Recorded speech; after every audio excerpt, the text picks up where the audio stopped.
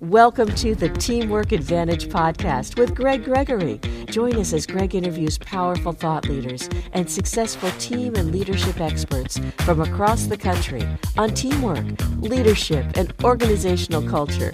Now let's check in for this week's episode. Welcome back to the Teamwork Advantage, a podcast that is dedicated to your help and development in three critical key areas, and that is teamwork, leadership, and culture.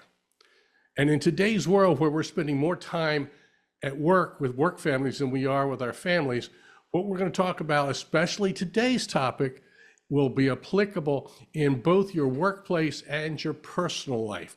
So that's going to be really critical about that. Our guest today is no stranger to understanding stress, no stranger to understanding how to deal with issues on multiple levels. She's the CEO of ZenRabbit. So let's get into her bio.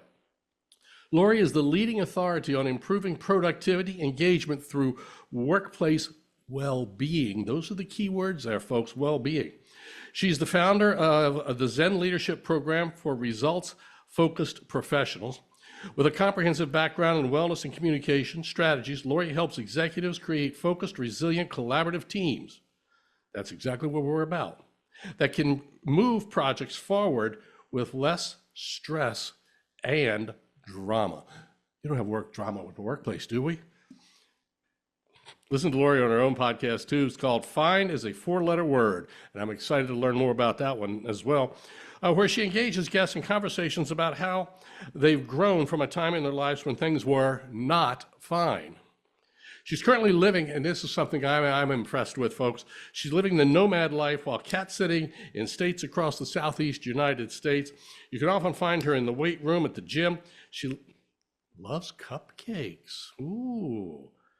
Thai food and classic rock and roll music. Lori Saitz, welcome to the Teamwork Advantage.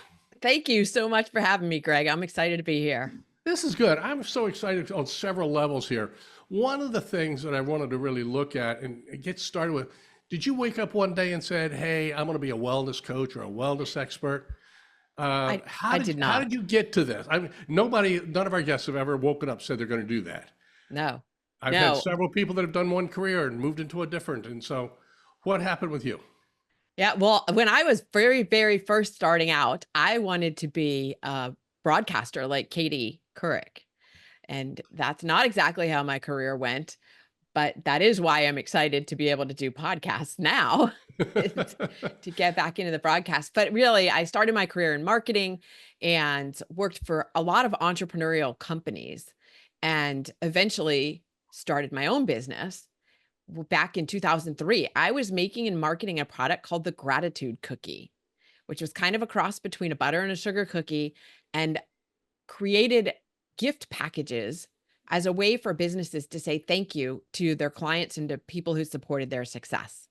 And I ran that business. I talked a lot about using gratitude in business as a differentiating factor, gratitude as just as a business concept, which wasn't being talked about a lot 20 years ago. It's still not talked about enough.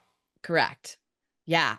So I ran that company for 11 years, couldn't quite scale it the way I would have liked, ended up shutting it down. Started teaching networking strategies. How do you walk into a room and start a conversation with people you don't know? And I think that's about the time I met you at National Speakers. But then pandemic came along and nobody was going to any events. And I had to again pivot and came back to talking about gratitude, and then started incorporating the whole concept of grounding and calming exercises into it and creating customized meditations, and finally figured out a way to put this all together to create tools and techniques that I can take into companies and share with business leaders and their teams to help people stay calm and grounded no matter what's going on around them. You know, when the pandemic hit, we all went a little wacky. Yes. And so being able to stay grounded was critical there. That's awesome. And so today you're the CEO of ZenRabbit. Yes. And so tell us just a little bit about that, and then we're going to get into what you're doing. Well, ZenRabbit Baking Company was actually the name of the company when I was selling the gratitude cookies. Okay. And I tried to change it when I started talking about networking stuff, But people didn't necessarily remember my name. They remembered ZenRabbit because as a marketing tool, it is so good. So I changed the name of the company back to ZenRabbit. Now we're on like ZenRabbit 3.0 or something, some different Okay. version of it. Yeah. But that's the name that people remember. And it's Oh, still, yeah. if not even more applicable now than it ever was. Oh, absolutely. Absolutely. So let's kind of get into this a little bit. Let's talk a little bit about business first, okay? Then we can kind of tie all this back into our personal lives. High performing teams, high performing leaders. I'm going to steal a phrase here from Dr. Stephen Covey. Habit 7 in his great book was called Sharpen the Saw. What can leaders do today to help them sharpen their skills to become more mindful and get all that leaders to come decision-making capabilities in the right way? I mean, as opposed to, let's do this, let's do that. Yeah. One of the best concepts that I know, or best practices that I know for sharpening the saw for business leaders, is this practicing calming, grounding exercises, which can also be referred to as meditation. Some people don't like that term because they have a lot of misconceptions attached to it. However, when you look at the top performing business leaders, a majority of top performing business leaders in the world, they practice meditation, and not because they have nothing else to do. That's fascinating to hear that. And I'm hearing more and more people talking about they have to allow time at the beginning of the day or the end of the day for their meditation. And it's fascinating to realize how many people are doing that. They don't necessarily publicize it, but Right. they're doing it on the inside. Yeah. And I'm talking about the business leaders who are talking about it are people like Bill Ford, chairman of Ford Motor Company, Ariana Huffington, founder of the Huffington Post, Huffington Group. Huffington Post. Yeah. Ray Dalio, who I love talking about him as an example because Ray is an OG in the world of Wall Street. And Wall Street is about as far from woo-woo as you can get. And yet, in many of his interviews, Ray talks about his meditation practice and how much he attributes that practice to his success in business. I'm just writing down woo-woo here. I like that. So when we get leaders doing this, why aren't other people, if we see people that are doing great things with it, the old expression was, if it was easy, everybody would do it. But what's holding people back? It's interesting that you said if it was easy, everybody would do it, because it is freaking easy. It is easy. And sometimes I think that's what holds people back, is how it can't be this easy. I need 17 steps, and I need to be able to skip 3 of them and then tell you it didn't work because I did it, but it didn't work. But I sit there, I know it's easy, but I sit there and I try to start meditating and then my brain dances. So that is one of the reasons why people don't do it, is because they say they're not good at it because they can't quiet all the thoughts in their head, because they believe that meditation is sitting quietly on a mat, cross-legged, for hours at a time in complete silence with no thoughts running through their head. And that is perhaps a form of meditation, but most people can't do it. no. So yeah, it's a matter of finding a type of meditation that does work for you. And so maybe for somebody like you, Greg, I would recommend putting on some music, like whatever your favorite. On my show, I always ask my guests, what's your hype song? What's the song you listen to when you need an extra boost of energy? And so putting on that song and then dancing like no one's watching, right? And getting out all of that excess energy before you sit down. And then taking 3 minutes. Andrew Huberman on his podcast has talked about the research that he's done, that even as little as 3 minutes can have a profound effect on your brain in being in meditation. So you don't have to do it for an hour, just 3 minutes. And when those thoughts start coming through your head, as they will, it's a matter of going, okay, I see the thought. I'm going to come back to my breathing. I'm going to come back to the sound of the meditation teacher's voice, which is another thing I recommend for people who are starting, who have lots of thoughts in their head. Use a guided meditation. because it gives your brain something to focus on. So help me out here. The guided meditation is like an audio program that we could sit down and listen to. Right, right. So I create a lot of guided meditations where I'm leading you through, telling you, okay, take a deep breath in, feel that air coming in through your lungs, and let it go. And I'm guiding you through instead of you just sitting there trying to calm your mind. I might Okay. be leading you through through a breathing exercise, through imagine that you're in a field of flowers. I don't know. I'm just coming up with stuff randomly here, but guiding you through a potentially a visualization, which is can be a form of meditation, to help focus your brain and calm you down and help you focus on the breathing, help you focus on the relaxation of the different parts of your body. Okay. Now I'm going to ask a crazy question. And yes, there are crazy questions. Somebody that sits down for 3 to 5 minutes just to unwind, they've done the little, dance, the woo-woo dance, classic rock or whatever they want to listen to. They sit down and they do 3 to 5 minutes of deep breathing, relaxing. They get into that Zen state. Mm-hmm. And then, okay, I'm ready to go back to work. And then I'm bouncing again. Yeah. But How training. do we keep that feeling and apply it to busyness? The more you practice that, the more it will waterfall over into the rest of your life. Okay. So maybe not the first time, but you will the first time get those 3 to 5 minutes of being calm as you're sitting there. And when you are refocusing those thoughts in your head, when you're meditating and the thoughts are coming and you're like, okay, I see you. I'm going to come back to the breathing now. Every time you refocus back when you're in a meditation, you are helping to rewire your brain, literally rewire how your brain is functioning, so that when you are not in a meditation and thoughts start carrying you away and you're trying to focus on creating a proposal, for example, you get better at refocusing when you're not in a meditation. You're training your brain to come back and be better at refocusing. So that's interesting, because the brain is a muscle in one aspect. Yes. And you're not going to go out to the gym and bench press 500 pounds right off the bat, even Right. 200 pounds, or do a push-up, a pull-up. You have to train to get there. And Yes. I remember at a church one time, a pastor said, train, don't try. Oh, I love that. Because I'm always saying there is, I'm quoting Yoda. There is no try. Do or do not. Do or do not. There is no try. Yeah. Yeah. So I love that it's training, not trying. Yeah. And that's exactly it.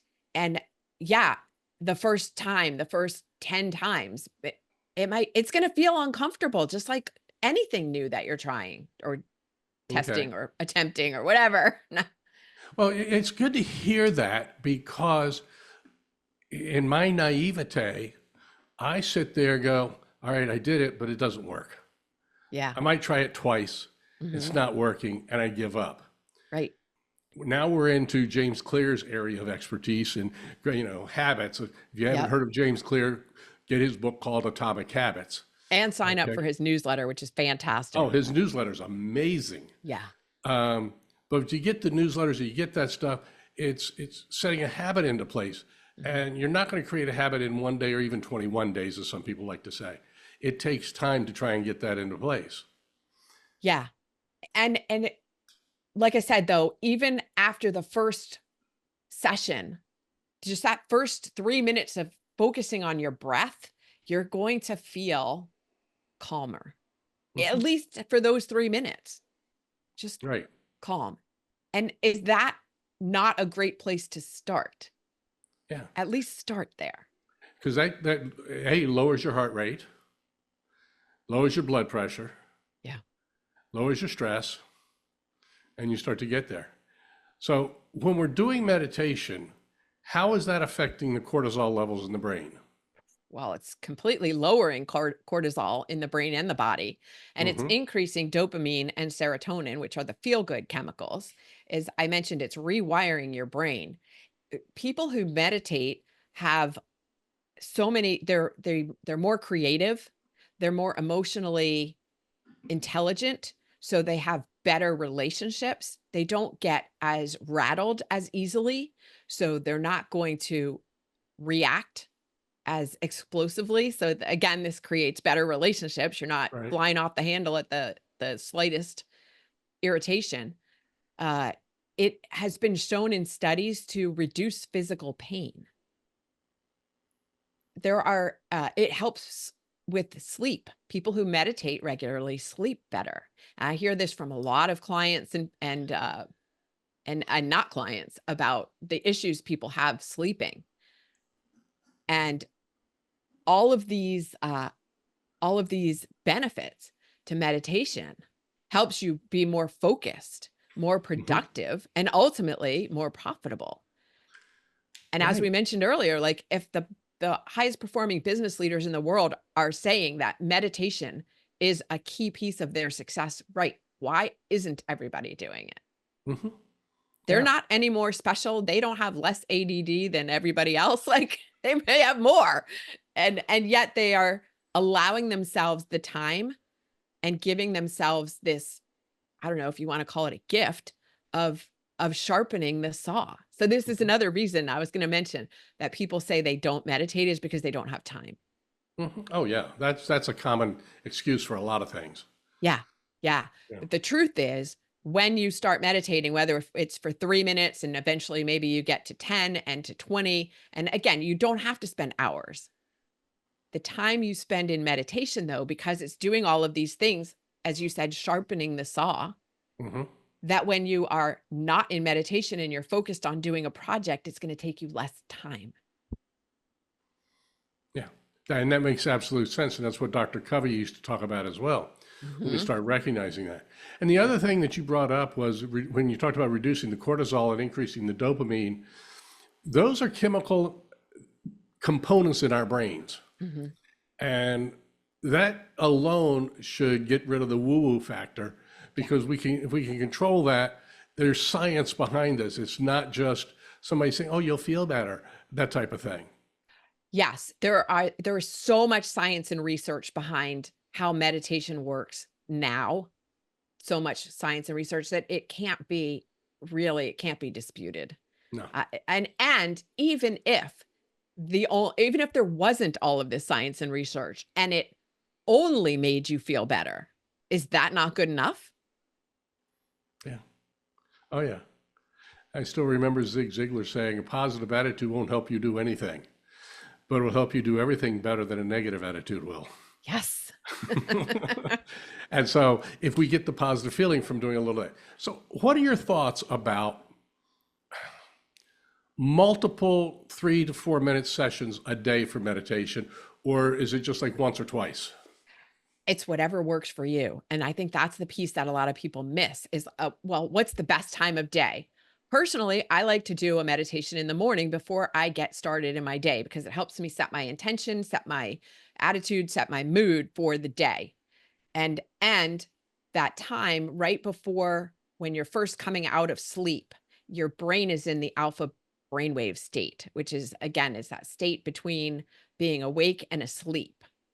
It's a Okay. state you typically get to when you're in a meditation and other than conscious mind is now very receptive to suggestions. So if you're doing a meditation on staying calm or on um, productivity or on stress relief, your brain's much more receptive to that message in that time where you're half awake. At the same time that you're falling asleep, your brain is also going back into that state.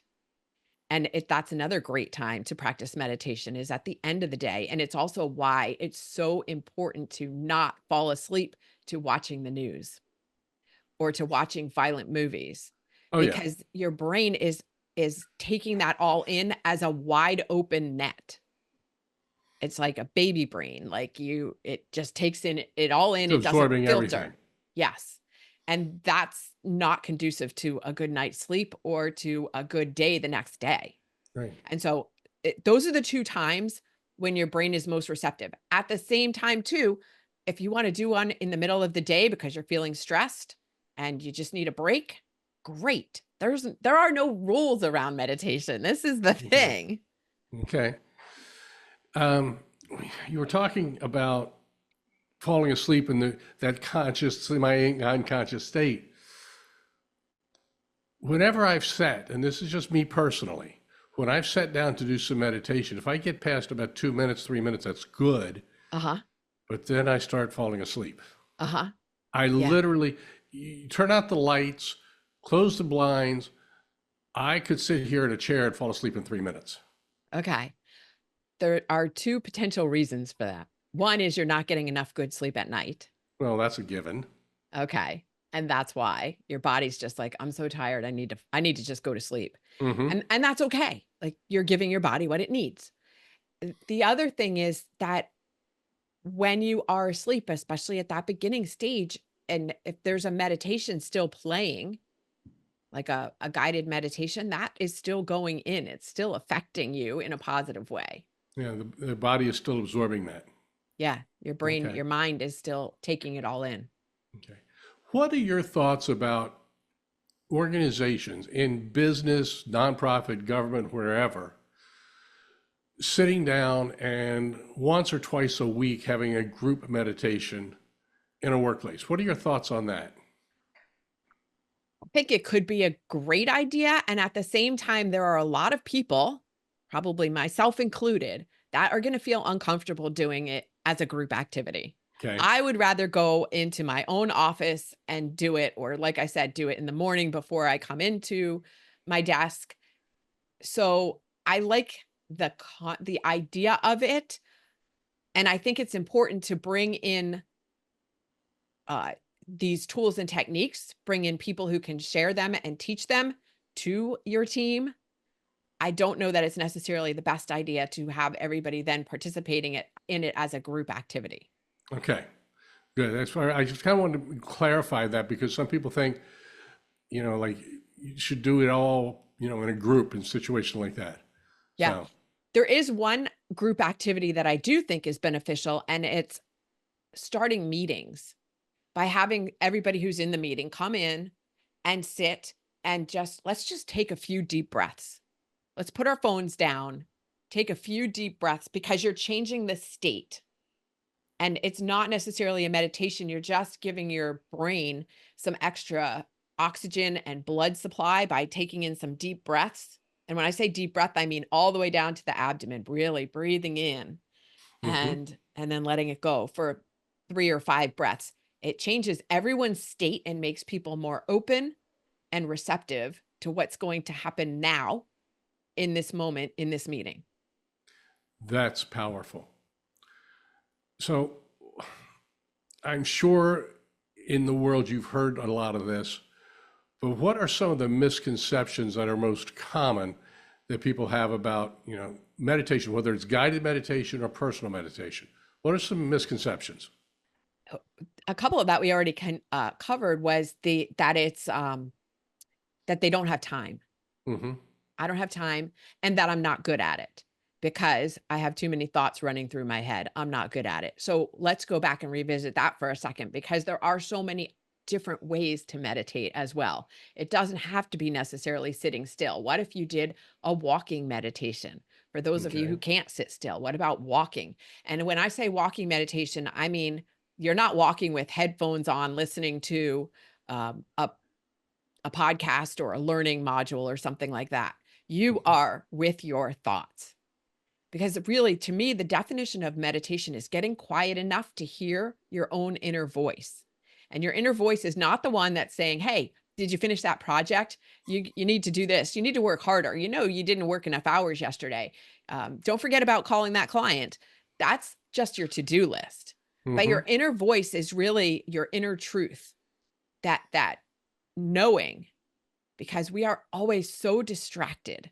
And our world is designed to keep us distracted, especially with the traditional media, social media. Everybody wants to tell you how to live your life and how to make decisions. really the only person, the only one who knows the right decision for you is you. Okay. You have to create the space to allow yourself to get quiet enough to hear that inner voice. And so, walking meditation, gardening, potentially running, kayaking. You live in an area where there's water. So, getting out on the water Oh, yeah. and just giving yourself some time to decompress. That's really what it's about. So it can be done anywhere, Yeah. almost any time. I'm going to say almost because you don't want to be driving into it. Uh, that could be a problem. But you could be driving and doing deep breathing. Yes. Mm-hmm. Right. Right. And it's just getting those thoughts out of your head. I tend to live in a society world where I'm in the woulda, coulda, shoulda stage. Uh-huh. And that's something that I personally am working on trying to break so that I can get more relaxed and more in tune with it that way. Yeah. Yeah. One of the ways you can do that is to recognize. So acknowledging and recognizing that those thoughts are in your head because they're there, Mm-hmm. and talking to them as if they are not you, because they are not you. Thank you for coming today. Thank you for coming to my talk today. I see you. I appreciate you. Thank you. I'm going to, let's take a break for now. Whatever craziness you have to tell those thoughts to get them to calm down, but recognizing them and allowing and acknowledging them, because sometimes thoughts are just like humans, right? That Oh, they yeah. just they want to be acknowledged, and they will calm down once you have acknowledged, I see you there. And we can come back and revisit that in a little bit. Right now, I'm taking a walk. All right. I want you to go back and say all that again. Okay. Because what you just said is profound. Okay. It really is, because I've never heard anybody else talk about, hey, recognize your thought. Go ahead. I got you. Leave. I teach something called the Abe effect, which is awareness brings effectiveness. And so what you're saying now in this is to become more aware. So go ahead, just tell us that again on how can we shut those things down? How do we sit there and say, hey, thought, I see you. You're done right now. I'll be back in a little bit. Yep. How do we do it?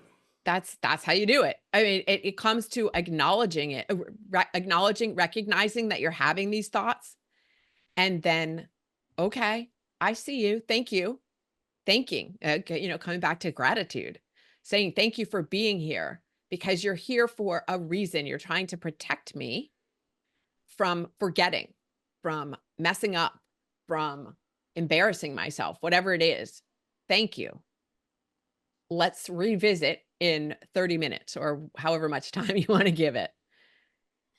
And on top of that, I mean, you can't really do this if you're out walking, or potentially you could, maybe on a phone app, a note recorder or something. Record that thought or write it down to get it out of your head, so that your Mhm. brain is now like, okay, you're not going to forget it because you just wrote it down.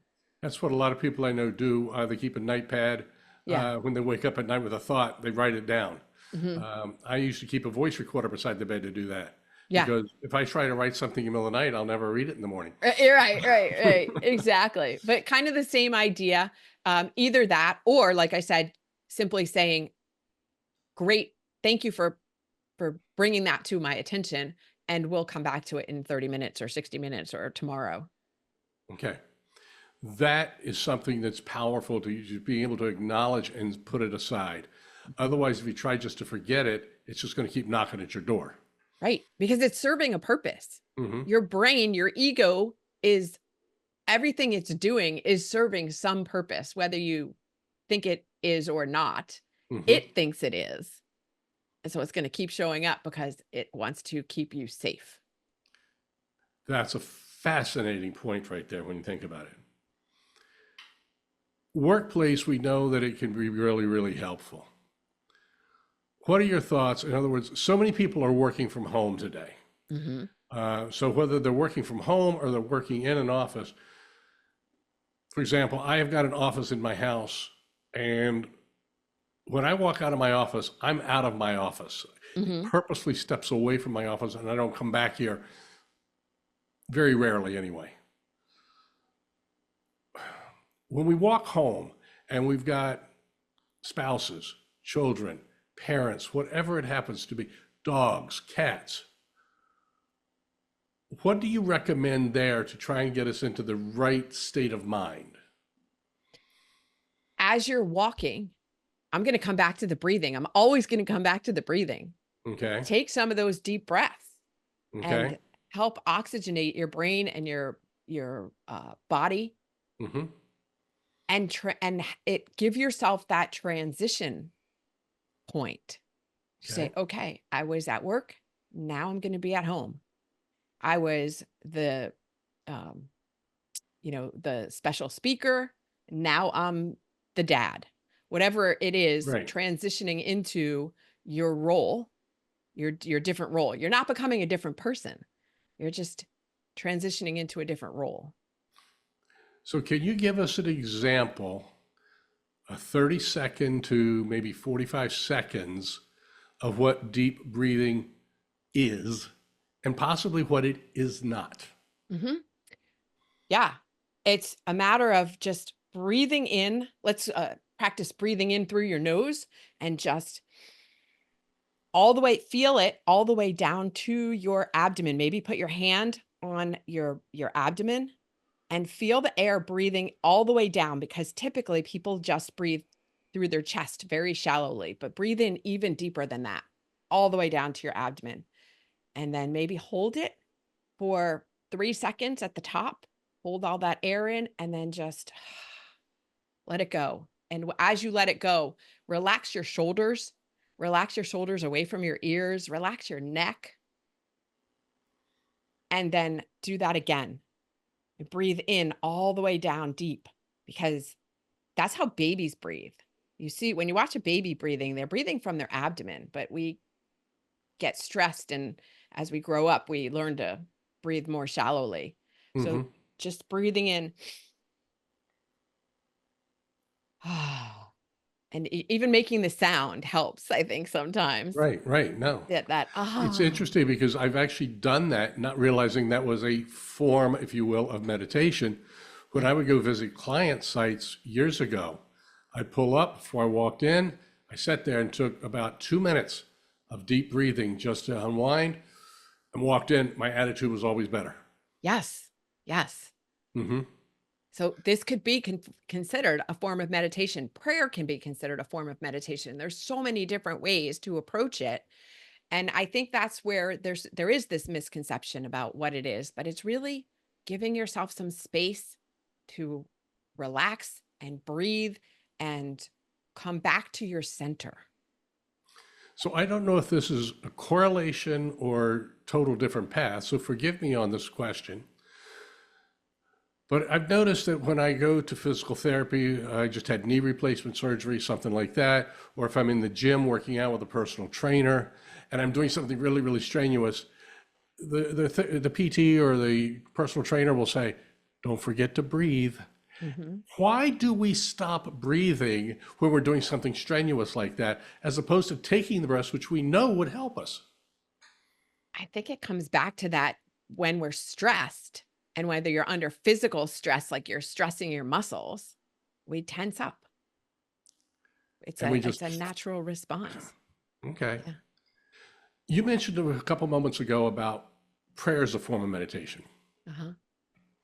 So how does spirituality, and I'm not talking about religion here, but spirituality, how does that come into play in the form of meditation?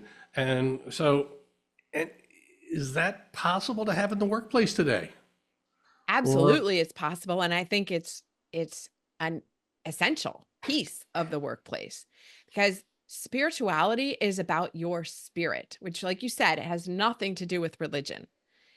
It is about that the spirit. Everybody has a spirit, the essence of themselves, and they bring that to the workplace. Although for many, many years, traditionally, people have not been allowed to bring their whole self to work. They had to bring their work self to work and leave their personal self at home and compartmentalize everything. And I think we're moving away from that, which is a great thing, because then you can bring your full self to work, and work benefits and you benefit. but that spirit is, I mean, it's in the word spirituality of Mm-hmm. how do you tap into your spirit, the essence of you, and bring that to the workplace.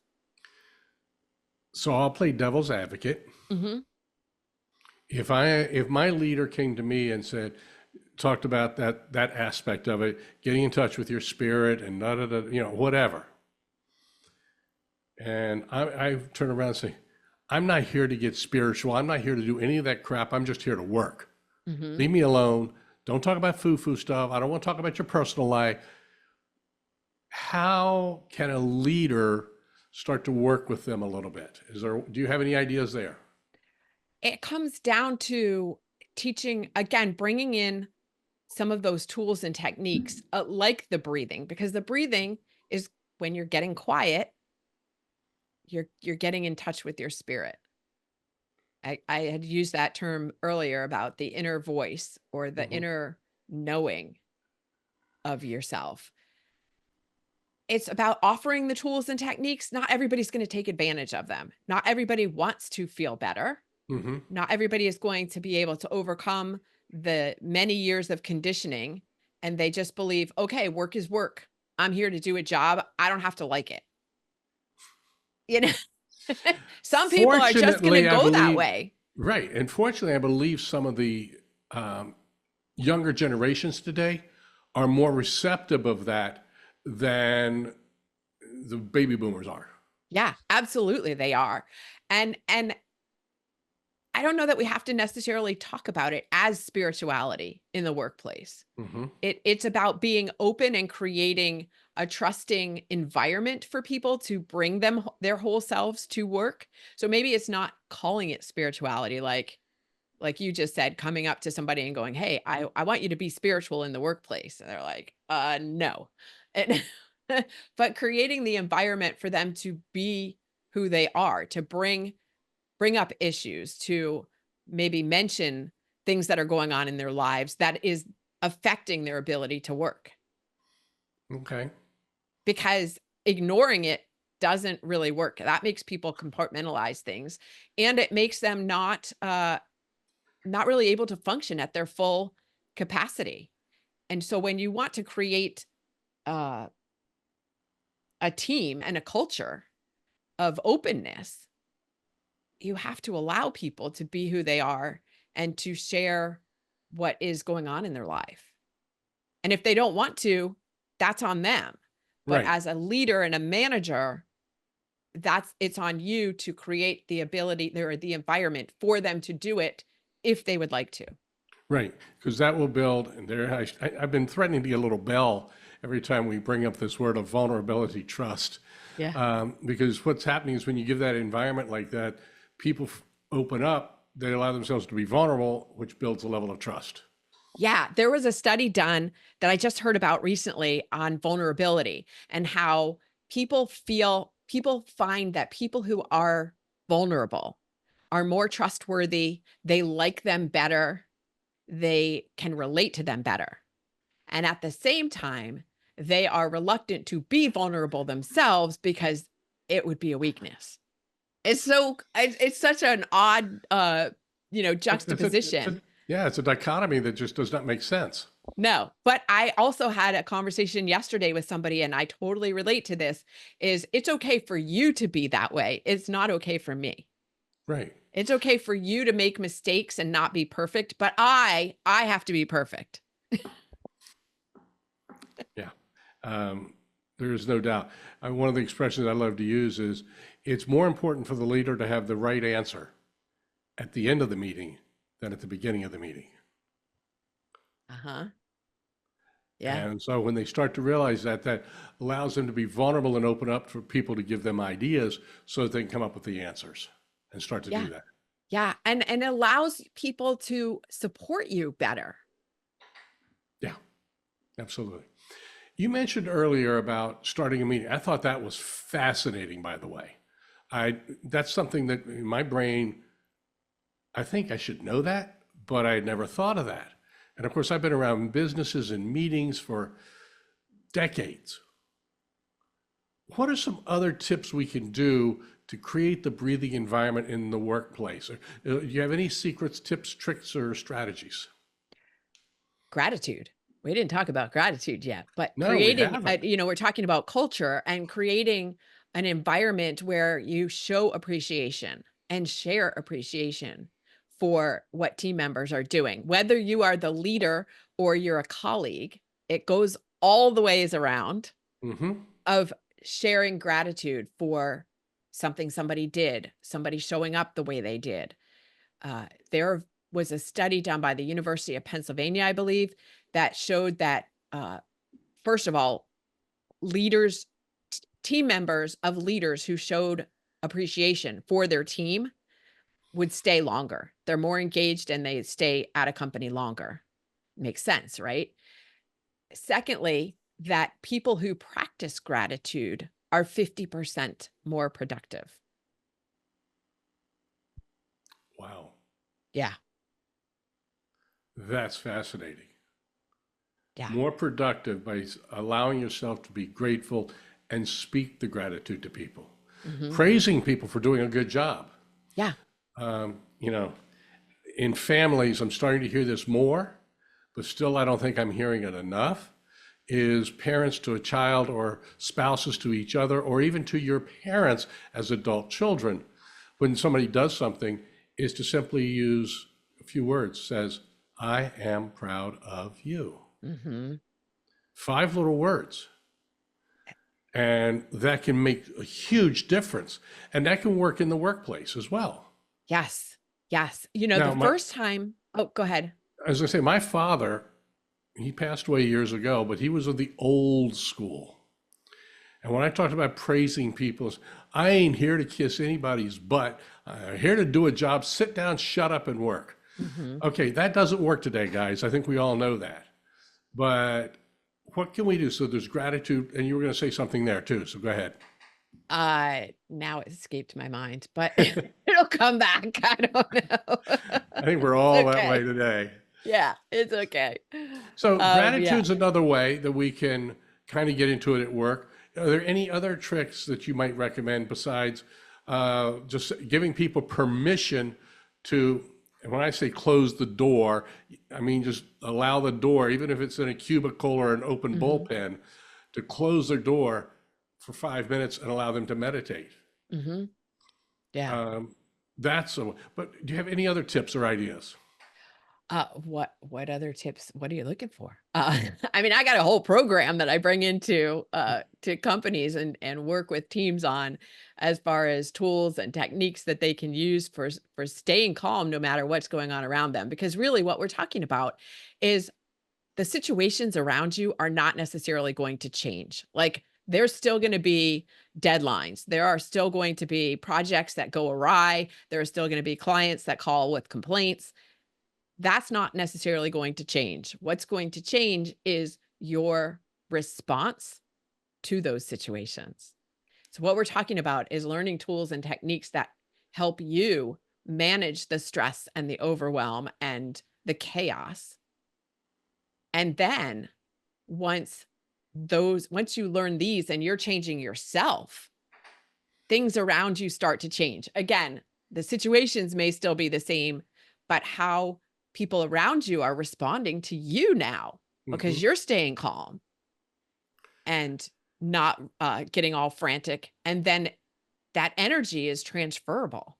When you walk into a room and there's been an argument or people are all stressed out, you feel that right away. Yeah. You also feel it when somebody walks in and they are feeling confident in who they are and they're feeling grounded. You can feel that too. And that also has a ripple effect. Right. And that's so spot on because, and I love the words you used. You said how I respond or how each person responds. You did not say reacts, because I've always heard and looked at the word respond as a positive word, react as a negative word. So if we think about how will I respond to that? And one of the other things I've often heard, and tell me if this is still true today, is when somebody says something, before you go back to them, take 3 to 5 seconds and just take a couple of breaths, before you respond. Is that still working? Yes, absolutely. For all the reasons we've talked about today, it's always comes back to the breath, right? It's the most basic thing that we can do. Mm-hmm. And the response instead of reaction it's kind of a reptilian thing. It comes from that reptilian part of the brain, is that knee-jerk reaction as opposed to a thoughtful and intentional response. Exactly. Wow. There's so much here. If folks want to reach out and get hold of you, what's the best way? LinkedIn. I'm always on LinkedIn, very active there. And my website, ZenRabbit.com. Zen, no hyphen, just straight ZenRabbit. ZenRabbit.com. Folks, look for her, find out some thoughts in there, follow her on LinkedIn. Some of her messages she puts out are just powerful when we start to look at those. And think what you could do. I'm going to go back and use something that Zig Ziglar said years ago. And that is, a goal should be out of reach, but not out of sight. So when you go to set a goal, if you want to meditate, I'm going to say, correct me if I'm wrong, Lori, but do about 3 to 5 minutes first. Don't try to do any more than that. Just focus on the breathing for 3 to 5 minutes, and you get better at that. Build that muscle, and then start to expand it from there. Is that about right? Yeah, that sounds fantastic. And I would invite listeners to do it for 7 days. Commit to doing it for 7 days in a row and see how you feel at the end of those 7 days. And I didn't mention this earlier, but let me throw out this tool that anybody who's listening can use to start meditating. It's called Insight Timer. It's an app. It's free. There is a paid version, but I use the free version. I have no ties to it. I just use it and love it. So Insight Timer is a great way to find thousands of meditations, and you can start there. Okay. Insight Timer, it's an app. You can probably get it in the Apple Store or Google Play. Yes. Okay. That's great to know. When you think, what about other apps like Calm and those others that are, they're still kind of the same thing, because their whole idea is to get you to breathe. Yeah, they're all good. I would say take whatever, again, what works for you. Personally, I use Insight Timer and I recommend it because I love it. All of the other apps that are out there, they all have benefits.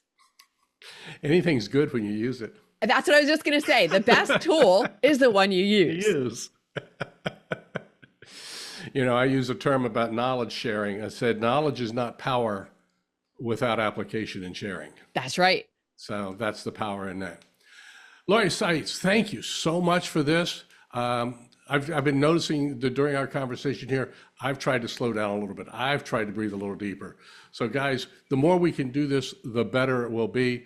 Reach out, follow Lori on different sites there, and let's see what we can come up with, and let's get our lives back to where we can control them and not let them control us. That is such a powerful way to do it.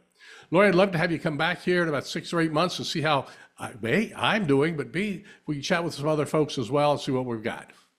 Sounds good. Thanks so much, Greg. All right.